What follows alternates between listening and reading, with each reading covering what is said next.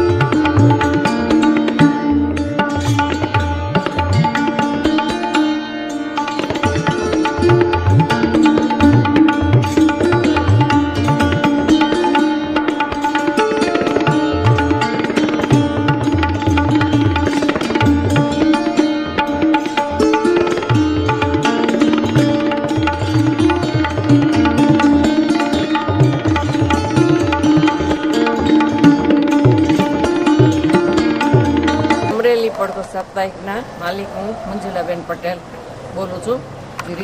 Railway station પાસે જીવન મુક્તેશ્વર મહાદેવનું મંદિર છે, ત્યાં મારું મકાન છે, મારો બંગલો છે।